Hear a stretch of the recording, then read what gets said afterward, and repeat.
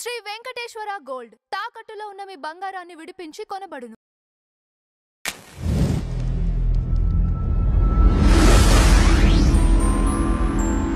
నమస్కారం స్వామి. నమస్కారం. జోగి రమేష్ గారు అరెస్ట్ తర్వాత వాళ్ళ బాబు ఒక వార్నింగ్ ఇచ్చారు కూటమి ప్రభుత్వానికి. భూమి గుండ్రంగా ఉంటుంది, ఈరోజు మీది, రేపు మళ్ళీ ఆ రోజు వస్తుంది, ఎవరిని వదలను అని చెప్పేసి వార్నింగ్ ఇవ్వడం జరిగింది. ఇప్పుడు మామూలుగా మనకి ఇంట్లో చిన్నపిల్లలు ఏదైనా వాళ్ళ వయసు వాళ్ళ అనుభవం కన్నా పెద్ద పెద్ద మాటలు మాట్లాడుతున్నప్పుడు మనందరం కూడా మనం చిన్నపిల్లలుగా ఉన్నప్పుడైనా సరే, లేదు ఇవాళ మన పిల్లలైనా సరే, కొన్ని సందర్భాల్లో కొన్ని కుటుంబాల్లో, నేను అందరి పిల్లలను కూడా అన్నాం, కొన్ని కుటుంబాల్లో పిల్లలు చాలా ముదురు మాటలు మాట్లాడుతూ ఉంటారు. అలా మాట్లాడినప్పుడు ఆ ఇంటికి వెళ్ళిన మనబోటి వాళ్ళకే వీళ్ళేంట్రా చిన్ననోటికి పెద్ద మాటలు మాట్లాడుతూ ఉన్నారు, ఇదేం పెంపకం, ఈ తల్లిదండ్రి పిల్లల్ని పద్ధతిగా పెంచలేరా, తల్లిదండ్రి వీళ్ళని ప్రోత్సహించకపోవచ్చు, ఒక్కొక్క పిల్లల యాటిట్యూడ్ అటువంటిది కావచ్చు, కానీ ఆ విధానం వైఖరి చూడగానే మనకి పోటీ వాళ్ళకే కొంచెం ఇబ్బందికరంగా అనిపిస్తుంది. ఇదే నా పిల్లలు కనుక అయినట్టయితే ఈ పగలగొట్టేవాడిని అని అనుకుంటుంటారు ఒక్కొక్కళ్ళు. అలాగే ఇవాళ జోగి రమేష్ పెంచిన జోగి రాజీవ్, జోగి రమేష్ ఎలా పెంచాడా జోగి రాజీవ్ని? అతను అమెరికాలో ఉన్నత విద్య చదువుకొని వచ్చాడు. చదువుకొని వచ్చిన తర్వాత చదువు సంస్కారాన్ని నేర్పాలి, చదువు వినయాన్ని నేర్పాలి.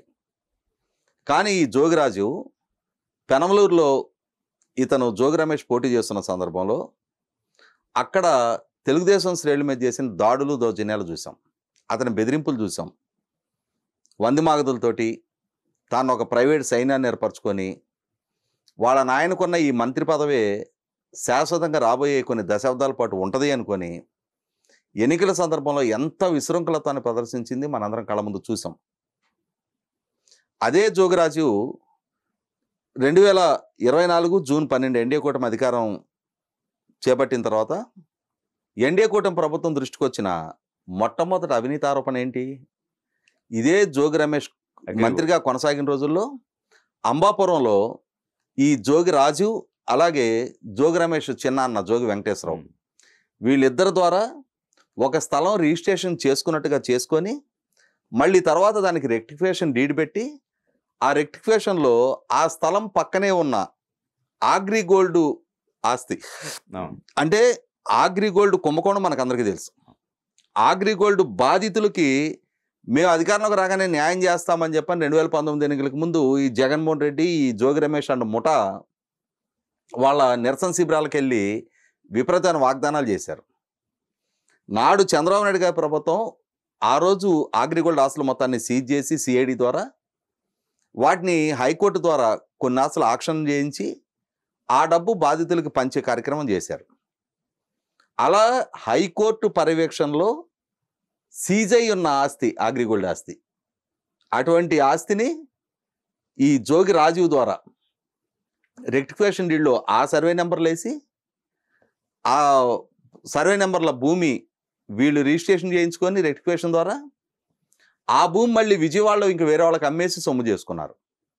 అంటే ఇక్కడ ఏంటి, ఒకటి ముందు చేసిన sale deed, wrong sale deed. ఆ స్థలం యజమాని పిలిచి అడిగితే నేను నా ఆస్తి ఎప్పుడు అమ్మలేదు, నేను జోగి రమేష్ అనేవాడు మొహం నాకు తెలియదు అన్నారు, జోగి రమేష్ కొడుకు మొహం నాకు తెలియదు అన్నాడు. అంటే ఒక ఫ్యాబ్రికేటెడ్ రిజిస్ట్రేషన్ చేసుకొని మళ్ళీ తర్వాత దాన్ని రెక్టిఫికేషన్ డీడ్ పేరుతోటి పక్కనున్న అగ్రిగోల్డ్ సర్వే నెంబర్లు వేసి రిజిస్ట్రేషన్ చేసుకున్నారు.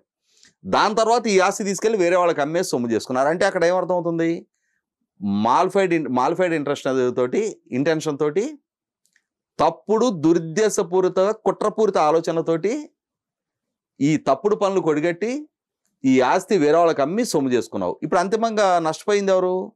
కొత్తగా కొనుక్కున్న అతను. అగ్రిగోల్డ్ ఆస్తి సిఐడి సీజర్లోనే ఉంది. సిఐడి సీజర్లో ఉన్న ఆస్తి దాన్ని సర్వే నెంబర్ కూడా వెరిఫై చేసుకోకుండా వీళ్ళకి రెక్టిఫికేషన్ డీడ్ చేసినందుకు అక్కడ విఆర్ఓ, అక్కడ సర్వేయరు, అక్కడ సబ్ రిజిస్ట్రార్ ముగ్గురు సస్పెండ్ అయ్యి వీళ్ళతో పాటు కేసుల్లో జైలు పాలయ్యారు. వీళ్ళ చిన్నాన్న జోగి వెంకటేశ్వరరావు మరి అతను ఏమన్నా యాంటిసిపేటరీ బెయిల్ తెచ్చుకున్నాడేమో కానీ అతను అరెస్ట్ కాల, జోగిరాజు అరెస్ట్ అయ్యి జైలుకి వెళ్ళి వచ్చాడు. ఎవరు చేసిన పాపకర్మల పర్యవసానం? మంత్రిగా జోగి రమేష్ చేసిన నిర్వాక పర్యవసానం ఈ అమెరికాలో ఎంఎస్ చేసి వచ్చిన ఈ ప్రబుద్ధుడు, ఇందాక మనం మాట్లాడుకున్నట్టు ఎలక్షన్ బూతుల దగ్గర దౌర్జన్యాలు చేసిన ఈ ప్రబుద్ధుడు ఇవాళ అరెస్ట్ అయ్యి జైలుకి వెళ్ళొచ్చావు. ఒక ఫ్రాడ్ కేసులో అరెస్ట్ అయ్యి జైలుకి వెళ్ళొచ్చావు. నువ్వు చీటింగ్ చేసిన చీటర్వి. నువ్వు ఇవాళ ప్రభుత్వానికి సవాళ్ళు విసిరి భూమి గుండ్రంగా ఉంది ఇవే అనేది చిన్న నోటికి పెద్ద మాటలు అని చెప్పని. వాస్తవంగా ఇటువంటి చీటింగ్కి పాల్పడినప్పుడు ఇమ్మీడియట్గా బెయిల్ కూడా అతనికి రాకూడదు. కానీ ఏసీబీ కోర్టులో అతనికి ఇమ్మీడియట్గా బెయిల్ వచ్చింది. బెయిల్ వచ్చినప్పుడు చంద్రబాబు నాయుడు గారు కూడా ఇక్కడ నేను పదే పదే ఆయన్ని ప్రశ్నించేది అందుకే, వీడేదో చదువుకున్నాడు చిన్నపిల్లాళ్ళు ఏమని చెప్పని ఆయన ప్రభుత్వం చూసి చూనట్టు ఊరుకుంది. చూసి చూనట్టు ఊరుకోవటం తప్పు. ఏసీబీ కోర్టు బెయిల్ ఇస్తే దాన్ని ఇమ్మీడియట్గా హైకోర్టులో ఛాలెంజ్ చేసి తీరాలి. ఇటువంటి ఫ్రాడ్స్టర్లకి వారం రోజుల్లో బెయిల్ ఎట్లా వస్తుంది? బెయిల్ ఇవ్వకూడదు వాళ్ళకి. ఇవాళ ఒక కుటుంబాన్ని నిలువున ముంచారు వీళ్ళు డబ్బు తీసుకొని. సీజ్ అయి ఉన్న ప్రభుత్వ ఆస్తిని వీళ్ళు దొంగతనంగా తప్పు రిజిస్ట్రేషన్ చేసుకున్నారు. దానికి అధికారులని తప్పుదోవ పట్టించి వాళ్ళ సేవలు వినియోగించుకున్నారు. వీళ్ళ పర్యవసానం ఈ ముగ్గురు అధికారుల మీద కేసులు నమోదైనయా, వాళ్ళ ఉద్యోగాలు ప్రమాదంలో పడినాయా, డబ్బు తీసుకొని కొనుక్కున్న ఆ కుటుంబం వాళ్ళు ప్రమాదంలో పడ్డారా? కానీ డబ్బు తీసుకున్న వీళ్ళు మాత్రం సద్దన్నం తిన్నాం మొగుడాకలు ఎరగదు అని మనకు సామెత ఉంది. సద్దన్నం తిని కూర్చున్నామో మొగుడాకలు ఎరగదు అని చెప్పని. వీళ్ళు డబ్బు వీళ్ళు ముట్టున్నాయి కాబట్టి వీళ్ళకి డబ్బు వీళ్ళకి వచ్చున్నాయి కాబట్టి వీళ్ళందరూ కష్టాలు వీళ్ళ ఆకలి వాళ్ళకేం తెలుస్తుంది ఆ బాధ.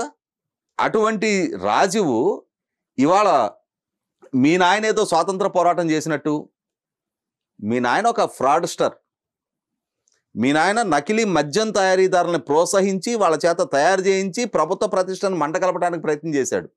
అటువంటి కేసులో మీ నాయన చిన్ననాటి మిత్రుడు, మీ నాయన వ్యాపార భాగస్వామి, వాళ్ళిద్దరి మధ్య ఉన్న ఆర్థిక లావాదేవీలతో సహా స్పష్టమైన సాక్ష్యాధారాలతో నిర్ధారణ మీ నాయన్ని అరెస్ట్ చేశారు.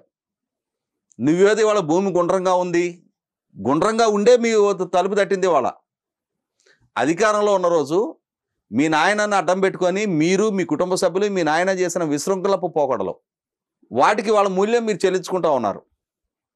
ఇప్పటికైనా సరే మా పద్ధతి మార్చుకోము, మా దారి ఈ దౌర్జన్యపు దారి అని అంటే, దౌర్జన్యపు దారి నువ్వు ప్రదర్శిస్తే నీకు భయపడి ప్రభుత్వం చేతులు ముడుచు కూర్చోదు. నీ మీద చంద్రబాబు నాయుడు గారు జాలి చూపించి నీ బెయిల్ రద్దు చేయమని చెప్పని హైకోర్టుకి వెళ్ళా. అంతేగాని అదేదో నీ వీరత్వం సూరత్వం ధీరత్వం అని చెప్పని పొంగిపోకు. ఇవాళ ప్రభుత్వానికి సవాళ్ళు విసిరితే రేపటి రోజున ప్రభుత్వం నిజంగానే కఠినంగానే వ్యవహరించదలుచుకుంటే, నిన్న విజయవాడ హాస్పిటల్లో మీ నాయన్ని చెకప్ చేయించడానికి తీసుకెళ్లిన సందర్భంలో నువ్వు నీ సోదరుడు అక్కడ చేసిన దౌర్జన్యకాండ ఇప్పటికే పోలీస్ కేసు రూపంలో నమోదై ఉంది. రేపటి రోజున పోలీసులు కఠినంగా వ్యవహరించాలి అని నిర్ణయం తీసుకుంటే ఆ రోజు నీకు రెస్క్యూకి రావడానికి మీ నాయన కూడా అందుబాటులో లేడు. కాస్త నీ వయసుకు తగిన విధంగా నీ చదువుకు తగిన విధంగా వ్యవహరిస్తే రేపటి రోజున భవిష్యత్తులో అయినా సరే మీ నాయన వారసుడికైనా రాజకీయంగా ఎదుగుతావు.